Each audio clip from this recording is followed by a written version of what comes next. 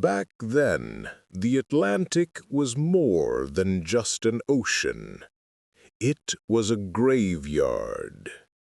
In 1941 and 1942, German U-boats prowled the waves like hungry wolves, and the Americans, new to the fight, were their prey.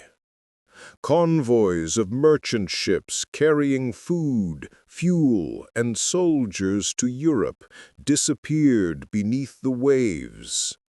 One moment they were alive, with voices and laughter. The next, silence, broken only by the crackling flames of burning oil on the sea. Hitler believed he had the advantage. He had the Enigma machine, his so-called unbreakable code. Every order, every movement of his submarines encrypted into a puzzle so complex that no outsider could ever hope to read it. Or so he thought. What he never expected was that across the ocean, in quiet rooms filled with clattering typewriters and humming machines, American minds were already at work. Not soldiers on the front lines, not generals with maps, but mathematicians, engineers, and codebreakers who wielded pencils and logic like weapons sharper than any blade. The Battle of the Atlantic wasn't fought only on the waves. It was fought in silence, in secrecy, in the race to read the enemy's mail before the enemy even knew it had been sent. And when America joined the war, they brought not just factories and firepower, but brilliance. This is the story of how Hitler's unbreakable Enigma fell, how the hunters of the sea became the hunted, and how America's quiet warriors helped turn the tide of the Atlantic. At first, the U-boats ruled supreme. They called it the second happy time. German submarines lurked off the American coast, sinking tankers and cargo ships so close to shore that beachgoers could see the flames from their porches. Some nights, the horizon itself glowed red. Truth be told, they nearly succeeded. Britain was starving.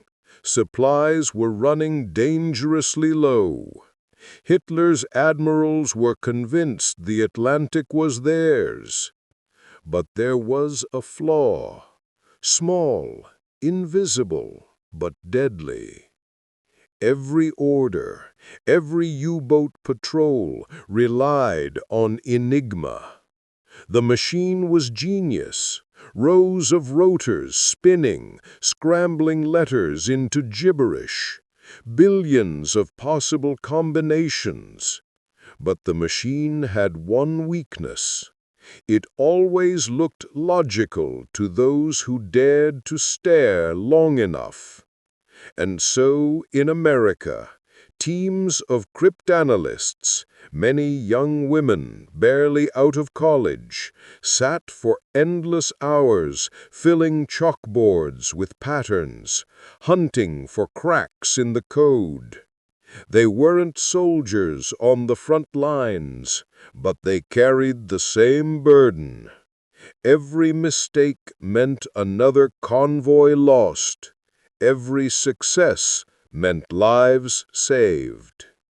In 1942, the tide began to shift. Convoys suddenly changed course at just the right moment. U-boats, once invisible, found themselves stalked by aircraft and destroyers waiting in the night. The hunters had become the hunted. Hitler never believed it possible, but America had cracked the code. Across the Atlantic, in the quiet town of Bletchley, England, and in secret American facilities tucked away from prying eyes, the war was being fought by men and women who didn't wear helmets or carry rifles. Their weapons were pencils, paper, and strange machines with clattering gears. They were the Codebreakers. Some of them were professors pooled from universities. Others were school teachers, linguists, chess champions, even crossword puzzle enthusiasts. And then there were the women, thousands of them, brilliant young women whose names were kept in silence for decades, sworn to secrecy long after the war ended. Imagine it. Long rows of desks, stacks of coded messages arriving daily, and the constant, relentless pressure of knowing that somewhere, out on the ocean, men's lives depended on whether you spotted the pattern in time. The Germans trusted Enigma absolutely. Its 3 or 4 rotors, its plugs and wires created billions upon billions of possible settings. To them, it was unbreakable. Every midnight, the settings changed. Every day, a new puzzle began. Hitler himself called it a miracle of German engineering. But in America and Britain, determination was stronger than fear. One of the great first breakthroughs came not from a desk, but from the sea itself. Daring Allied sailors boarded captured U-boats, sometimes under heavy fire, and ripped codebooks and Enigma machines from the hands of stunned German crews. These desperate, dangerous raids were the bloodlife of the code-breaking effort. Each machine, each soggy codebook pulled from the wreckage was like a golden key, one that unlocked entire weeks of enemy communications. And then came the machines, the American bombs. Towering racks of wires, switches, and drums, built to mimic the Enigma itself. They whirred day and night, testing thousands of possible combinations at lightning speed. Where human minds strained for weeks, the bombs could cut through the chaos in hours. It wasn't glamorous work. The rooms were hot, stuffy, filled with the hum of electricity and the clank of typewriters. But every time a solution was found, every time an Enigma key was broken, there was a quiet cheer, a silent victory. Because now, convoys could be rerouted, ambushes avoided, submarines tracked, and the Germans never knew. In 1943, the tide of war in the Atlantic began to change in earnest. The Americans and British had cracked enough of the naval Enigma keys to predict U-boat positions with eerie precision. Imagine you're a German captain, hundreds of feet below the surface, confident in your invisibility. You surface under cover of night, only to be greeted by the beam of a searchlight and the scream of depth charges rushing down toward you. Again and again, U-boats were ambushed. Convoys that once seemed like helpless prey now bristled with escorts that appeared at just the right time, in just the right place. It felt like the ocean itself had betrayed them. To the U-boat crews, it was a nightmare without explanation. They whispered among themselves, was there a traitor? Was God himself against them? They never guessed the truth. Their every word, their every order was being read by men and women sitting quietly behind desks oceans away. Hitler refused to believe Enigma had been compromised. He trusted the machine too much. His commanders pleaded. Something was wrong. The Allies were appearing too often, too suddenly. But Hitler dismissed it. He blamed carelessness, bad luck, or even fate. Never once did he accept that his unbreakable code had been broken. That blindness cost Germany dearly. By mid-1943, the hunters had truly become the hunted. Allied aircraft patrolled the skies with long-range radar. Escort carriers shadowed convoys, destroyers prowled with sonar, and guiding them all was intelligence, secret, invisible, but devastating. U-boat losses mounted. Crews began to dread their patrols, knowing that the odds of returning were shrinking with every voyage. What Hitler never expected was that the war in the Atlantic was no longer his. And so the tide turned, not with a single battle, but with countless unseen victories. Each cracked message, each intercepted order, each rerouted convoy was a small miracle.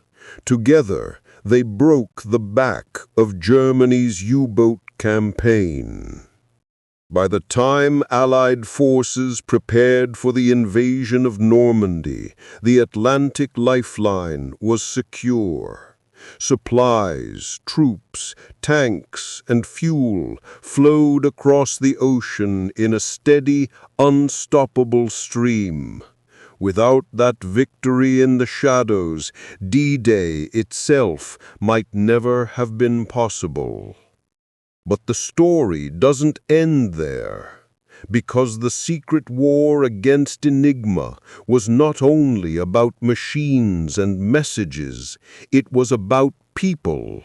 The young women who spent nights hunched over endless ciphers, the sailors who risked their lives to seize codebooks from burning U-boats, the commanders who gambled on intelligence they couldn't admit existed. In the end, secrecy was as much a weapon as firepower. And Hitler never suspected the truth, not until it was far too late. Imagine being a U-boat captain in 1943. You've been at sea for weeks, the air inside the boat thick with diesel and sweat. Your men are exhausted, their nerves frayed. The ocean has always been your ally, the vast gray shield that hides you from your enemy. You once felt like the hunter, but now you feel like the hunted. Day after day, Allied convoys seem to know your position.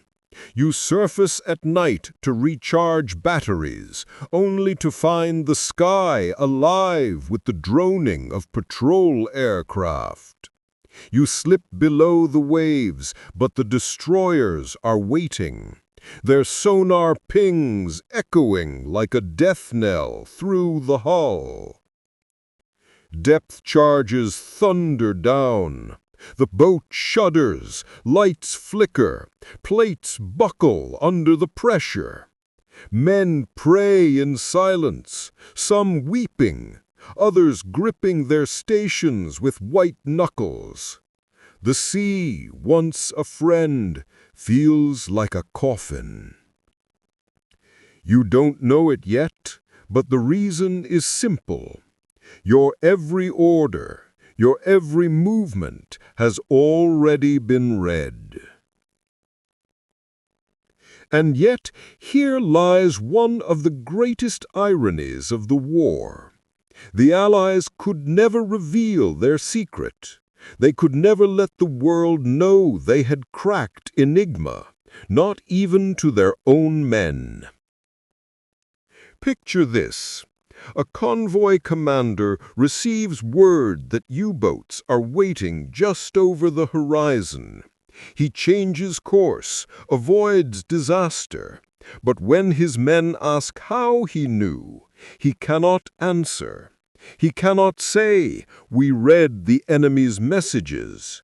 He simply shrugs, invents another explanation, and carries the burden of silence.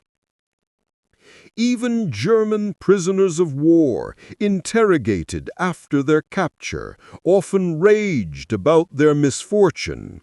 They said, "We were betrayed. Someone sold us out." They never believed the truth. There had been no traitor, no betrayal, only brilliance. The human toll was staggering.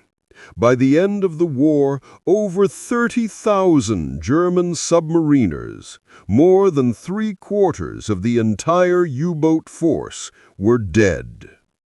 It was one of the highest casualty rates of any service in history. Young men, many barely out of school, went to sea knowing that their chances of survival were slim. Some U-boats left port with fresh-faced crews, smiling for photographs, confident in victory.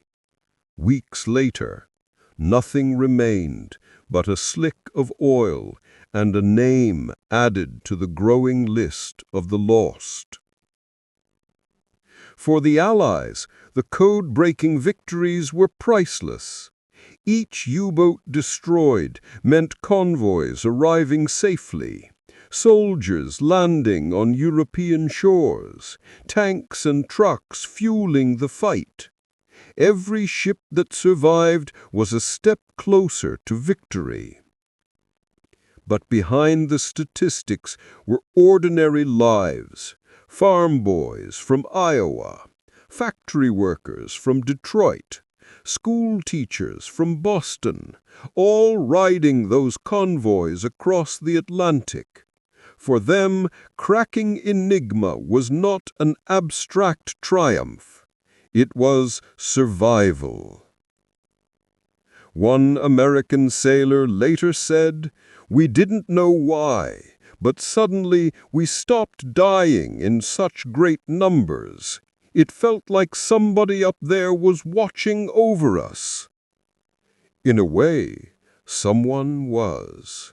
Not up in the heavens, but in the dim-lit rooms of secret code-breaking stations, where men and women toiled night and day, unseen, unsung, but never unimportant. By 1944, the impact was undeniable. Hitler's great U-boat fleet, once the terror of the seas, was broken. Convoys sailed with growing confidence. The vast armada, preparing for D-Day, crossed the Channel under the protection of knowledge gleaned from Enigma's secrets. And Hitler? He still refused to believe his code was broken. Even as defeat closed in, he clung to the machine, never realizing that his most trusted weapon had betrayed him. This is the tragedy of the Atlantic War. Thousands of lives lost in steel coffins beneath the waves. Thousands more saved by the quiet triumph of codebreakers who never held a rifle, but whose work turned the tide of history. The war was not won by Enigma alone, but without it, victory would have been delayed, and the cost in lives far greater. But the story doesn't end here, because after the war, secrets remained.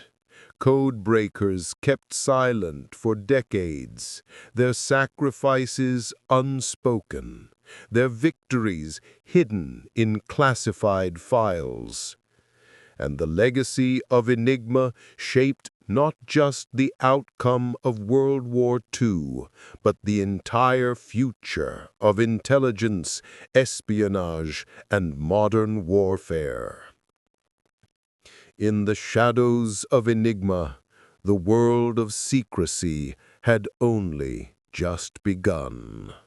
When the war ended in 1945, the guns fell silent, but the secrets did not. The men and women who had broken Enigma returned home. Some went back to teaching, some to quiet office jobs, others to lives that seemed ordinary on the surface. But inside, each carried the weight of something extraordinary, something they could never share. Imagine carrying the knowledge that you had helped win the greatest war in human history, and yet, when your grandchildren ask, all you can say is, "I just did my part."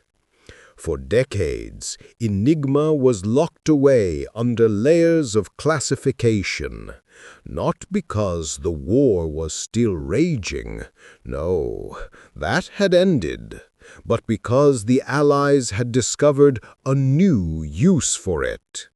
You see, after 1945, Britain and America quietly handed captured Enigma machines to other nations, often newly independent states in Africa and Asia. Those governments trusted the machine, believing it unbreakable. What they didn't know was that every message they sent was still being read by British and American intelligence. The greatest secret of the war became the greatest trick of the peace. And so, the veterans of Bletchley Park and other code-breaking centers remained silent. They could not tell their families why they had worked night after night, why their health had suffered, why their hair had turned gray before its time. Some died, never speaking a word of their achievements. Wives thought their husbands had been clerks. Children thought their mothers had been typists.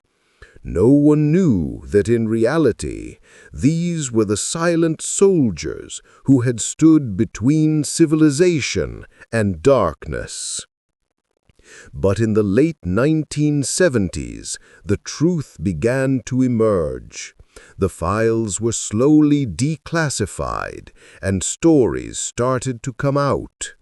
Journalists wrote about Bletchley Park. Veterans, frail with age, finally opened their mouths.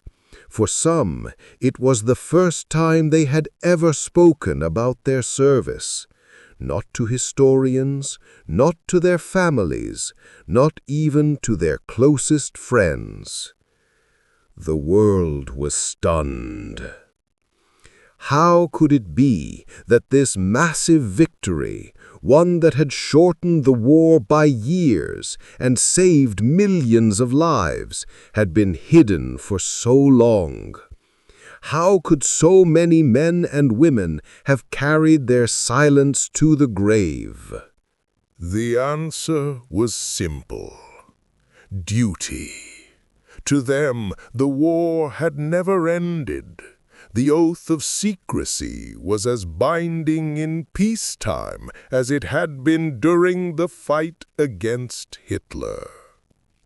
And so, Hitler's greatest failure was revealed.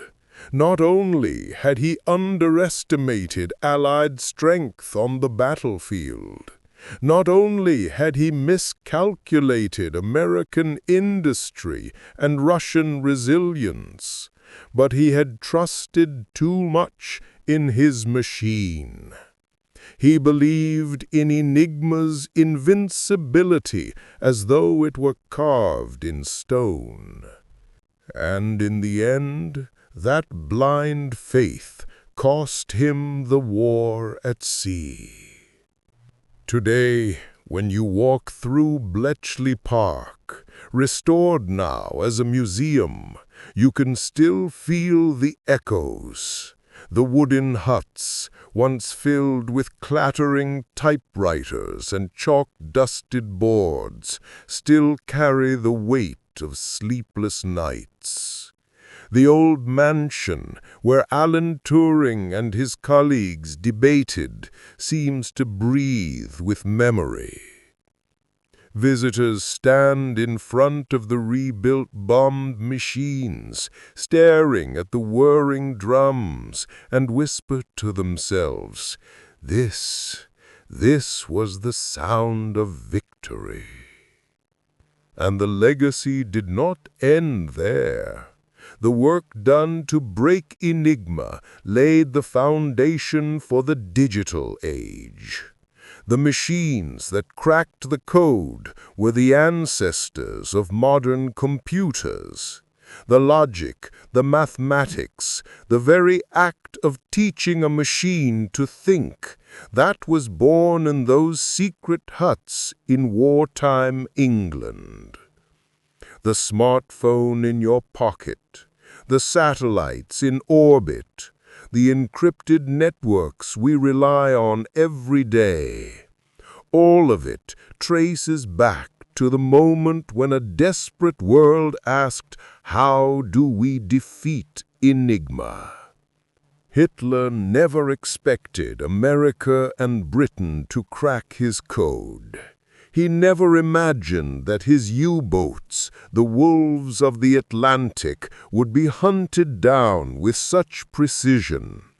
He never understood that in the quiet of Bletchley Park, the Allies had turned his greatest strength into his greatest weakness. In the end, the story of Enigma is not just about machines or battles. It is about people, about the brilliance of minds working in secret, about the silence of those who carried their victories hidden in their hearts, and about the young men on both sides who gave their lives in the cold waters of the Atlantic. And so, as we remember this untold story, let us honor not just the soldiers who fought with guns and steel, but also the silent guardians of secrecy, the codebreakers who fought with pencils, logic, and unyielding determination. History is often written in blood, but sometimes it is saved in silence. In the end, the Battle of the Atlantic was not won by brute strength alone. It was won by silence, by secrecy, and by the quiet determination of men and women who worked in shadows. Imagine it. In one hut, a young woman in uniform scribbling notes at lightning speed as intercepted messages poured in. In another, a mathematician bent over chalkboards filled with impossible equations. In yet another, engineers hunched over machines the size of wardrobes, listening to the endless clatter of wheels and rotors turning. None of them carried rifles, none of them stormed beaches, but each of them, in their own way, helped sink U-boats before they could fire, helped convoys reach Britain with bread, steel, and hope, helped shorten the war that consumed the world. Hitler never expected America and Britain to crack Enigma. He never imagined his hunters would become the hunted, his secret messages intercepted, his invincible code turned into a liability. That was his greatest mistake. Because when the Allies read his secrets, the war was already lost. Today, the machines sit silent in museums. The huts of Bletchley Park stand weathered but alive with memory. And if you listen closely, just close your eyes, you can almost hear the sound of those machines, turning and clattering, carrying the weight of the free world on their spinning wheels.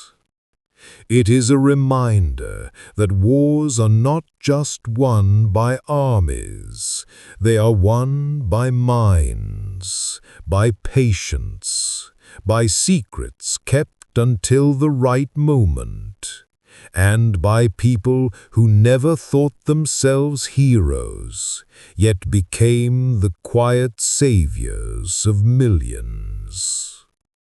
So, when we remember the great battles, the beaches of Normandy, the streets of Stalingrad, the skies over Britain, let us also remember the battles that were fought in silence, the ones with no gunfire, no explosions, only the scratching of pencils, the hum of machines, and the determination to break a code thought unbreakable. Hitler never expected it, but in the end, that single miscalculation doomed his war.